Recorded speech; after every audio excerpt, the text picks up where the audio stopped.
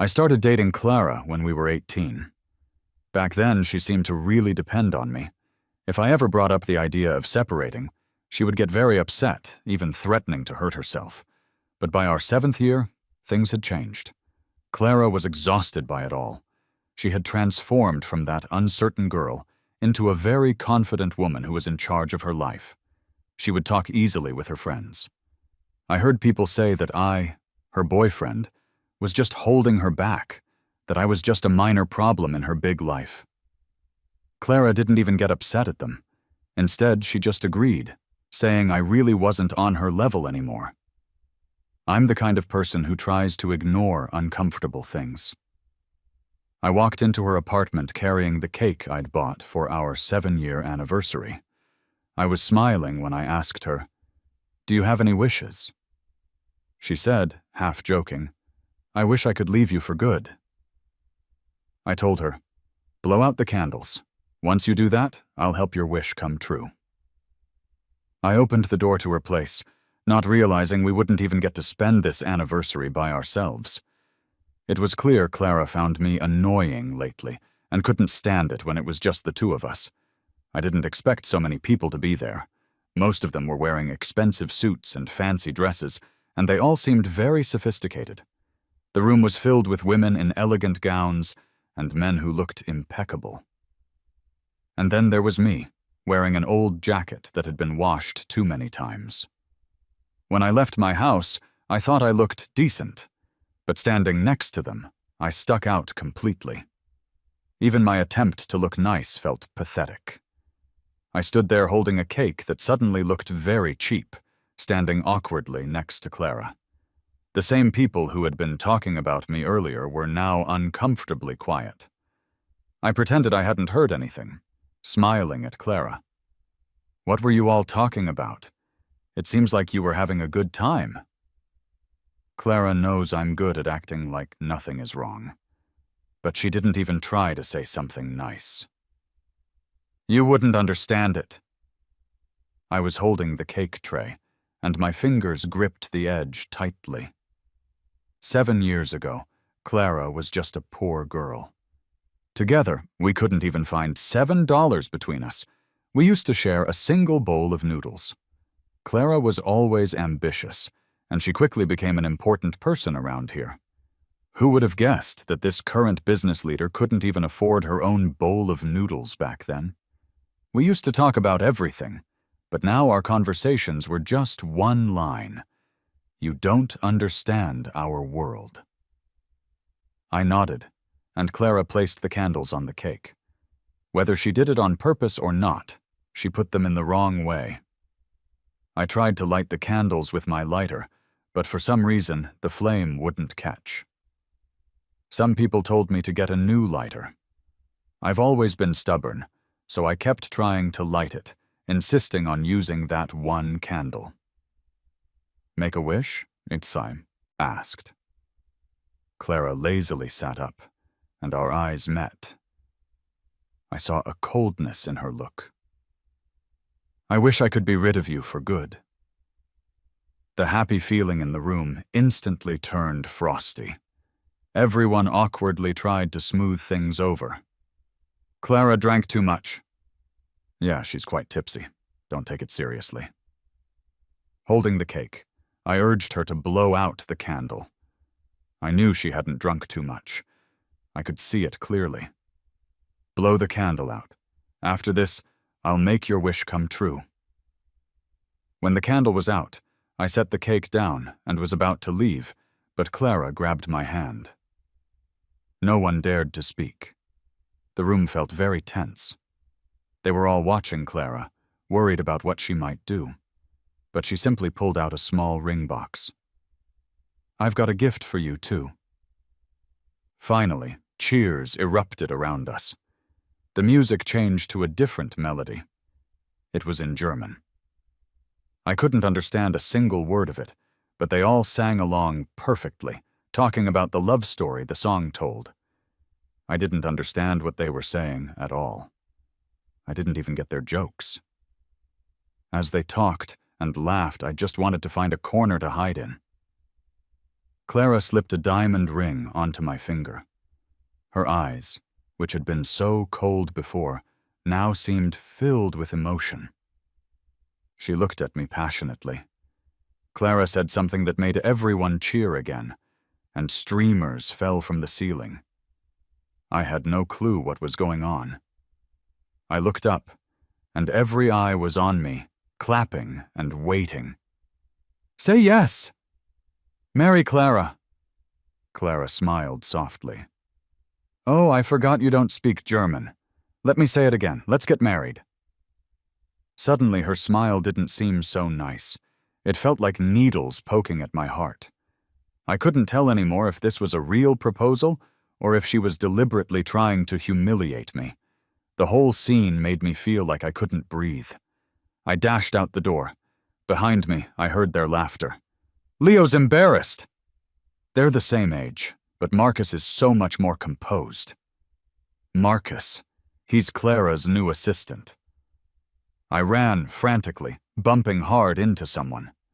I fell backward, landing awkwardly on a stack of beer crates. "Watch where you're going!" "Marcus, are you okay?" I looked up and saw Marcus, and he saw me. "Leo!" Marcus offered me a hand to help me up. I wanted to reach out, but my hands were covered with dirt from the fall. I didn't know how I could possibly grasp his clean hand. "What happened?" Clara came out from the room, drawn by the noise. In front of everyone, I awkwardly crawled up from the crates. "Sorry, Marcus. I was in too much of a hurry coming over and accidentally bumped into Leo." I didn't want to make Clara look bad in front of her friends. As I barely got to my feet, I realized I had sprained my ankle. If it wasn't for the wall, I would have toppled over again. It was just one embarrassing thing after another. I didn't know how I could lift my head. "Leo, are you okay?" Marcus asked. "I'll take you to the hospital." "No need." My sudden outburst seemed to puzzle him. Then came that deep voice from behind us. "Ignore him. He spent years toughening up out there. He's been through worse without a peep. He isn't fragile." Hearing this, I didn't feel much. It was true. Then her next line came. "Are you all right?" I turned to answer her, but Clara's gaze was on Marcus. She was worried about Marcus. I grabbed my jacket and limped out. "Move aside," I mumbled, pushing past people, blocking my way. My right foot was already swollen like two stumps. Clara's words landed one by one, stabbing right into my heart.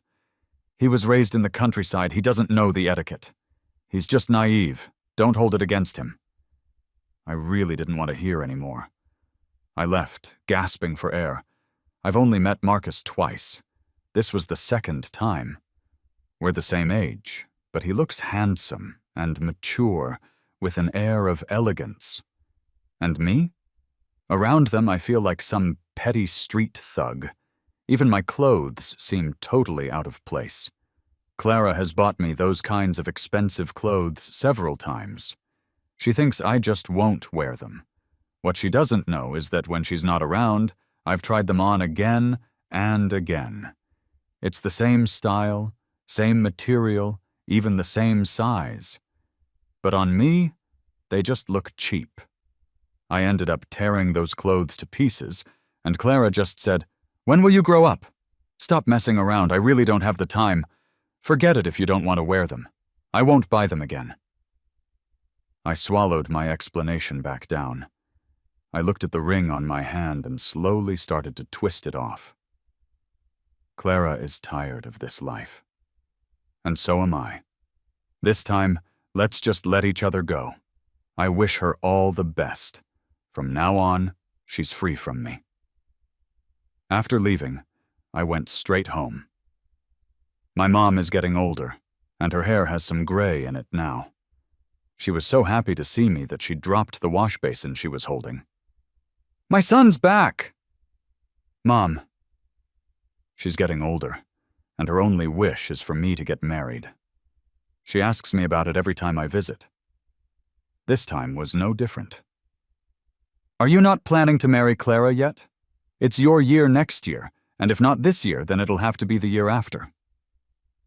My mom rubbed her dried, cracked hands. Years of housework have left them calloused and worn. Without me noticing, my parents' faces have filled with wrinkles. They know Clara is no longer that poor girl she used to be. The gap between us now keeps them from daring to mention marriage. Clara used to visit us often, but she hasn't since her company became successful. It might be that she's busy, or maybe she thinks there's no need to keep pleasing my parents. Thinking about how I've been a mess these past few years, I looked up and mustered my courage. I'm getting married next month. Really? Yeah. That's fantastic, so great. I didn't want them asking more questions, so after dinner, I headed out. It was drizzling, and suddenly I heard a loud bang in the alley.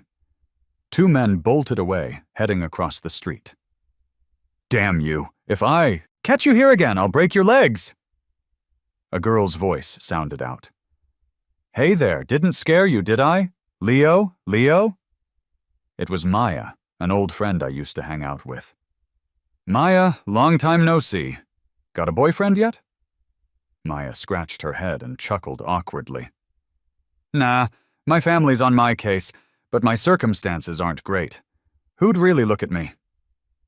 Maya rubbed her hands, glanced back at her friends, and suddenly got serious. Say hi to Leo. Hey, Leo. Each of them was in tattered clothes. 5 or 6 of them were sharing one dirty umbrella. Some looked like they weren't even 20.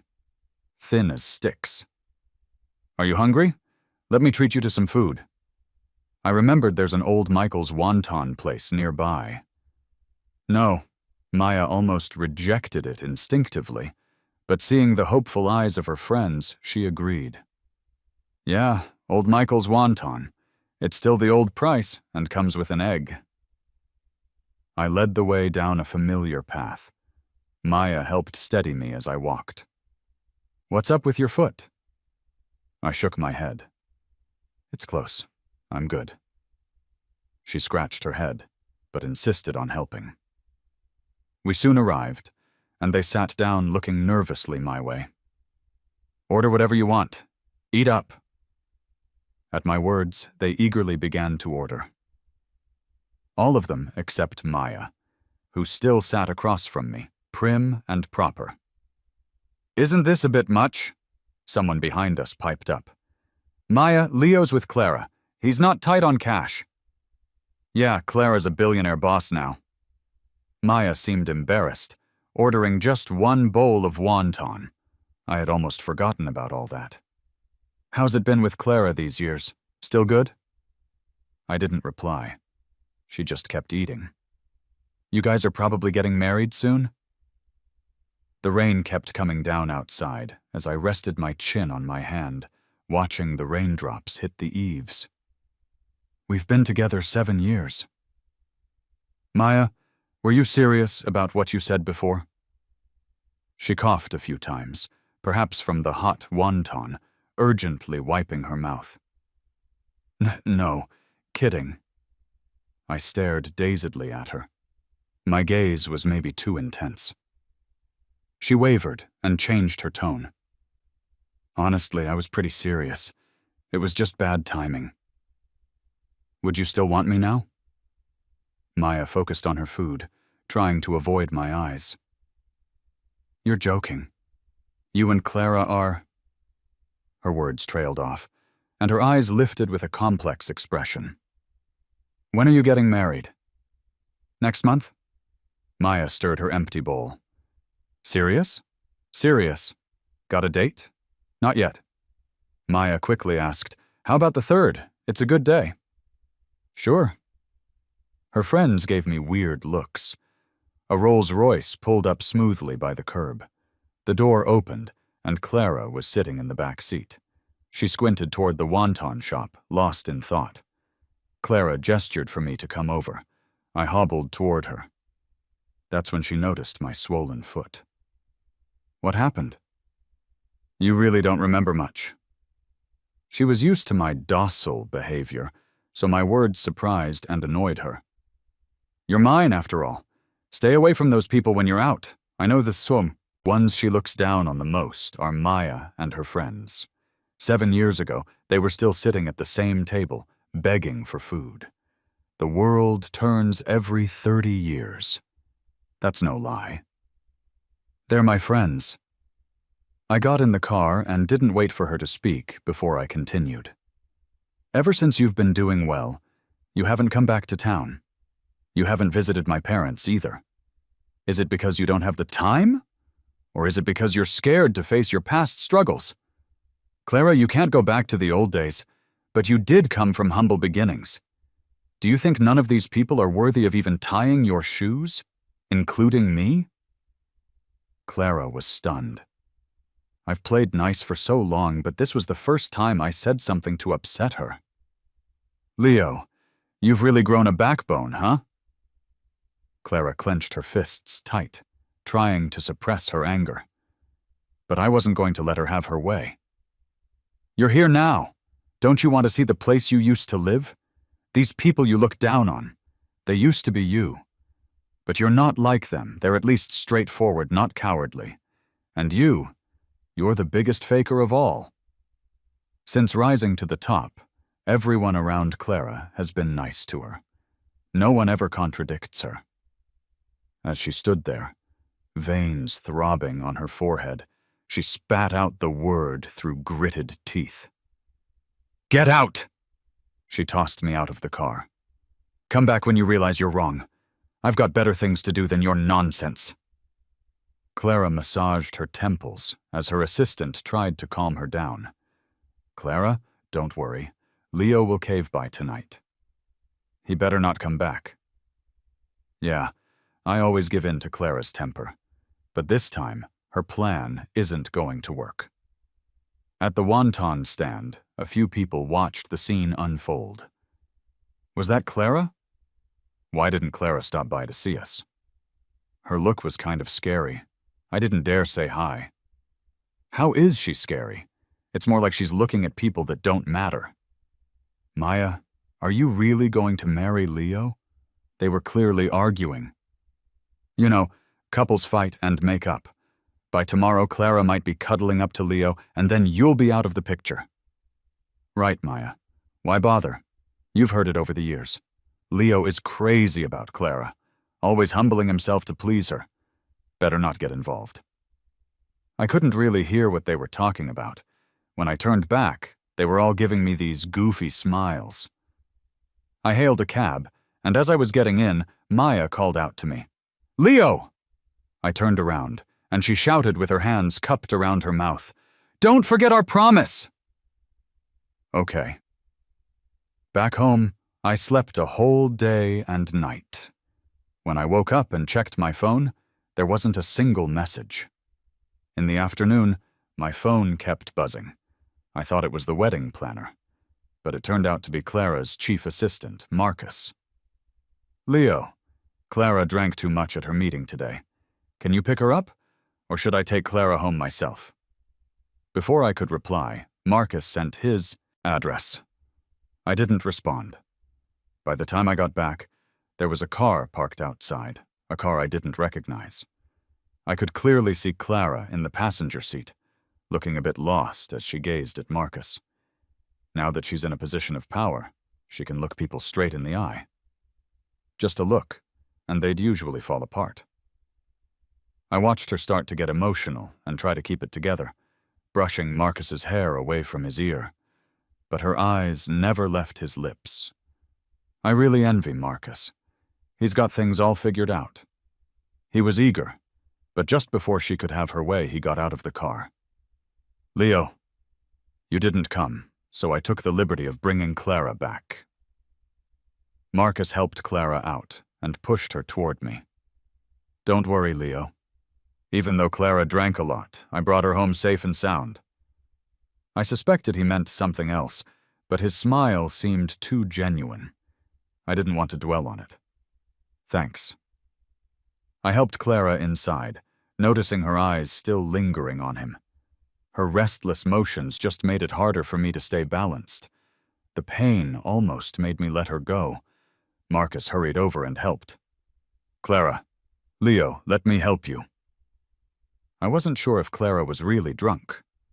Her hand clutched Marcus's hand tight. Marcus fiddled with the wedding ring on Clara's finger. Maybe it was a reminder, or maybe he was stepping out of line. I didn't want to deal with their exchanging glances, so I called for the housekeeper. Auntie! The housekeeper helped me get Clara upstairs. I stayed downstairs, tending to my ankle with some ointment. I relaxed for a while before heading up. At the landing, I bumped into Marcus coming down. Leo, I'm off then. He casually greeted me, but I didn't respond. Back in the bedroom, I thought she'd be asleep, but she was sitting up, her eyes filled with guilt. Her first words were, Leo, I want to get married. With who? With me? She lifted her eyes, her sharp gaze landing on me. For someone so proud to swallow their pride, that person was definitely not me. Clara didn't want to talk anymore. She turned away, lying on her side. Clara, let's break up. In an instant, her eyes shot open. Break up? Clara sat up. The lamp by the bed cast shadows on her face, revealing nothing of her mood. Her slight smirk seemed to mock my inadequacy. Really? You've got guts now? Trying a new approach? I'm not you. I don't have the patience. Every time Clara wanted to end it, I'd fight and protest. Hearing me say it now, she was thoroughly surprised. Fine. Clara was rummaging around the bedside table. A wad of cash landed on me. Don't you dare regret it later and say you made a mistake.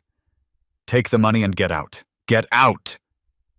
When I didn't move, Clara sat in front of me with checks worth millions. She kept asking, Is it enough? Is it enough?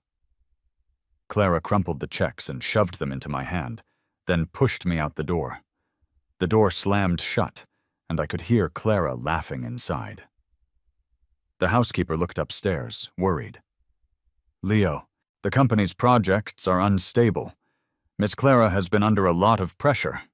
Maybe you should just let it go for now, or wait till tomorrow when she's sober and talk it out. I shook my head and took out a hotel card. I'm getting married the day after tomorrow. Please come and join the wedding. The housekeeper held the card, speechless. I tossed all of Clara's checks on the sofa. It's not an act. She gave me checks, but I wouldn't even know how to cash them. After leaving Clara's house, just as I stepped out, I saw that familiar car. Leo, did something happen?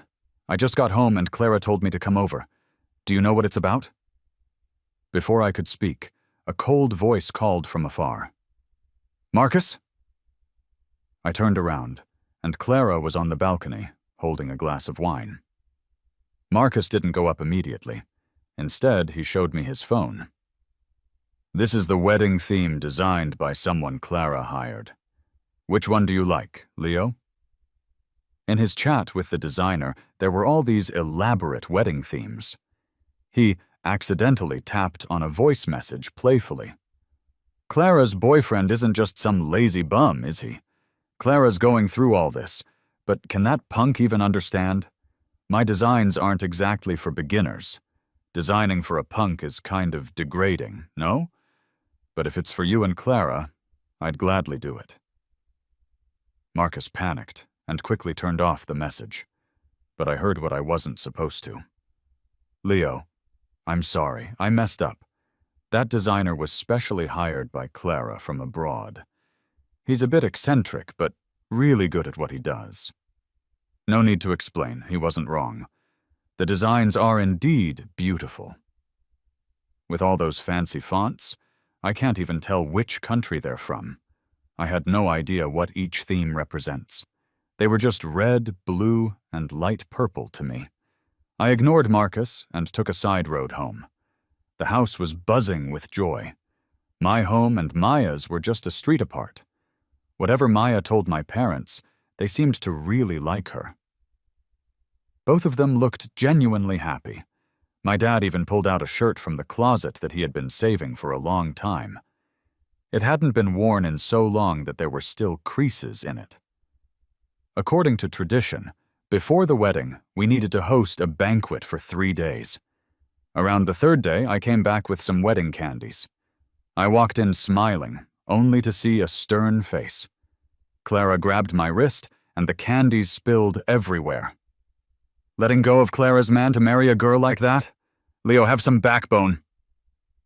Clara's eyes were red, and her expensive outfits and demeanor clashed with everything here. Clara, my biggest backbone is walking away from you. Idiot! Leo, what happened to your mind, your plans, and your persistence? You've become so stupid. Come back with me. I pulled my arm away just as Maya heard the noise and came out. I stood between the two of them. I haven't changed. You became the achiever.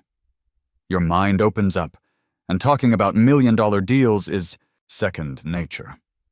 Someone like you is naturally drawn to excellence. Marcus and I never crossed the line. I smiled.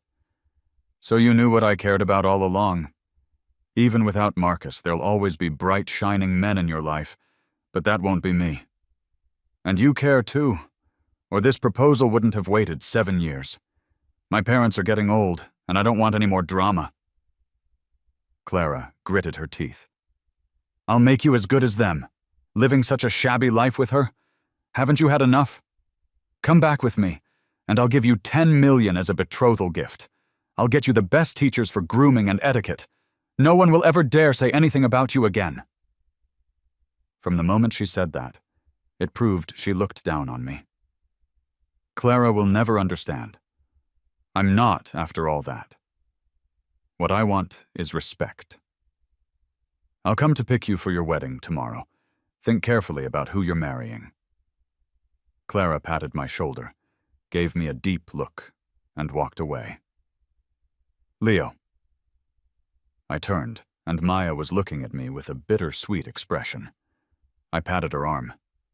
Let's just package the candies. Okay. My parents came out, seeing the candies on the floor, rushing to pick them up. My mom even picked up a few smashed ones and ate them. Mom? It's fine. Not dirty. Don't waste them. Mom looked up and smiled at me, visibly happy. I didn't take Clara's words to heart. I never expected she'd dare to interrupt my wedding. Oh my, how come there are 2 bridal convoys outside? I reached the door and saw that luxurious convoy, realizing Clara meant business about yesterday's words. To think I'd see so many fancy cars in one day. My God, is this some rich lady's wedding? What a lucky guy. Everyone's eyes were on the convoy on the right. Only Maya and I weren't smiling. We didn't have that kind of money, nor did we want to spend excessively on fancy cars. It was supposed to be a simple wedding, and compared to that, our side didn't look appealing. Even our washed cars seemed dirty. Clara stepped out of the car, holding a bouquet. Maya and I were ready to get into our car. Clara's hand stopped us at the door. After being together for 7 years, are you really ready to give up? That one sentence left me frozen on the spot. The eyes around me felt like they would burn a hole through me. Oh, isn't that Clara, the girl who used to roam the streets? Sure is. Now she's a big shot. And what's Leo up to? With someone like that, he'd never have to worry about anything again. How could Maya compare? He's not planning to marry Maya. He's got such a golden opportunity. Why would he give that up? Just watch. He's gonna run off any minute now. The whispers around were like buzzing flies. I could clearly feel Maya's unease. I made myself clear yesterday. The smile on Clara's lips vanished. Her eyes showed her patience was wearing thin.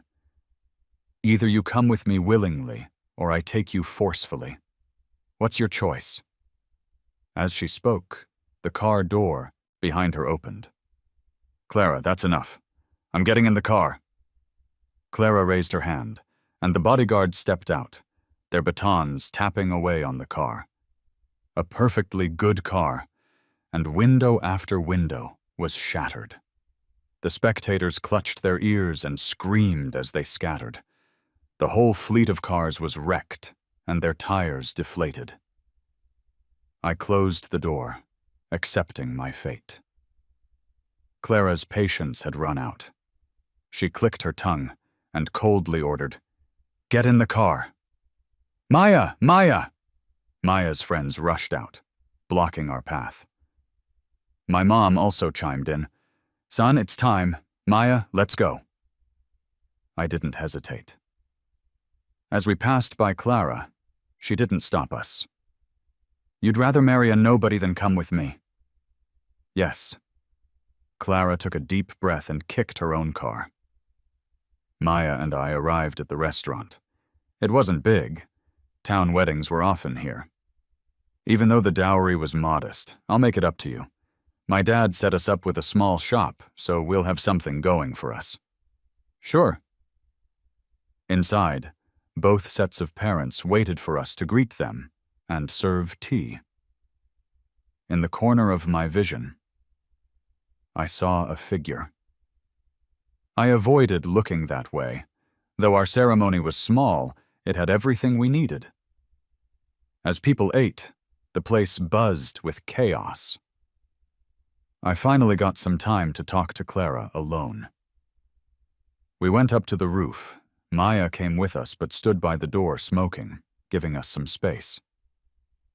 Clara looked uncomfortable. "This small place might not be fitting for you," I observed. There was just one small table up there. She shifted in her seat. "So what's the rest?" I asked. "A breakup fee? 10 million, she said. "It was meant for our wedding, but since you won't marry me, think of it as a breakup fee." "Marry me?" I asked. "Wasn't that designer working on a wedding for you and Marcus?" Clara laughed softly, a bit surprised and resigned. "Is that what you think?" She took a deep breath, wiping her face. "They say after 7 years, people itch for change. I really am sick of you, but letting go is just not something I can do. Watching you marry someone else is driving me insane."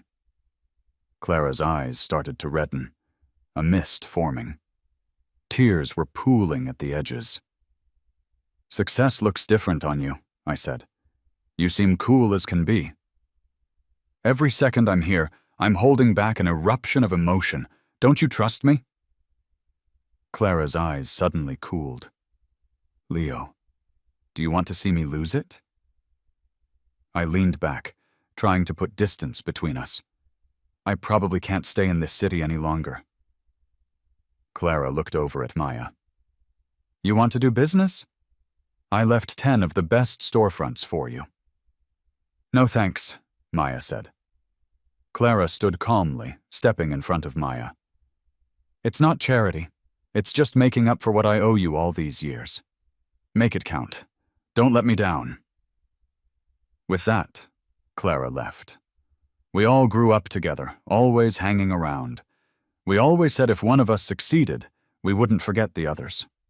Even if Clara had given nothing to these friends, they wouldn't have complained. They were genuinely happy for her. Her unexpected promise fulfillment left everyone stunned. On the second day after the wedding, Maya downed a bottle of booze. She gathered the guts to confess to me. Her friends whispered, holding Maya close. "Don't you know Maya's with Leo?" "When did that happen?" "Just last night, you know?" Maya scratched her head, claiming she was drunk. Whenever it came up, she said she forgot. No one thought I'd end up marrying Maya. Clara said an assistant would come. So the next night, Marcus showed up. "Leo, congrats on the marriage." "Thanks. Clara sent me to handle the transfer contracts. Who should I sign with?" Her friends exchanged glances, struggling to hide their grins. "Maya, Maya, Maya, you do it." "Starting today, I'll stick around for 3 days, taking you guys to check out the places and connect you with your work. After that, a dedicated assistant will help you out." Marcus laid out many contracts, project plans. Even someone clueless like me could understand most of it. Marcus really is exceptional. All right, since the contracts are done, I'll check with Clara. Tomorrow, I'll take you all on a tour. If there's nothing else, I'll take off. Best wishes for success in business and everything else you do. Marcus said goodbye and left. Maya and I went out to see him off. Marcus thought of something and rolled down the window. Clara is leaving. Where to? Clara just wanted me to say goodbye to both of you. She didn't say anything else. Thanks. Maya and I went back inside. Everyone has been busy these days. Even I've been caught up in the hustle, with hardly any time left. I heard about Clara from the TV. The news showed her company building empty. The reporter was on site, saying the relocation plan had started. The reporter said Clara wanted to say goodbye to the city. The exact reasons would be covered in future reports. Clara took the whole team and left the city for good. No one knows where they went. I lay back in the armchair at the flower shop. Maya came too. She always likes to come quietly by my side. Even if she doesn't say a word, she's used to sitting next to me. What's for dinner? Braised pork? Maybe we can invite your parents over. All right, I'll get the groceries and make it for you. No matter how busy she is, Maya always comes home every night. 2 meals a day are a must. Life is slow and orderly. In the alleyways by the street, you always hear some kids making noise. Sometimes I go out to confront them. Without realizing it, when Maya came back, I had become the big brother of the neighborhood. If you keep this up, Leo's reputation might last another 7 years. So what? Oh, earlier I knocked over old Michael's wonton table during a fight. Didn't have my phone on me. Remember to compensate him when you get the groceries tonight. Maya smiled as she washed the pot. Sure. So what does the king want for dinner? Pig trotters, 5 of them. Got it. Maya's assistant, Harry, just arrived at the door. Boss, there's a contract you need to handle quickly. Leave it on the coffee table. I can't do it quickly. I've got to get Leo his pig trotters. I chuckled, munching on a peach. Life's calmness makes everything feel just right. I hope everything goes with the flow, taking things as they come with ease.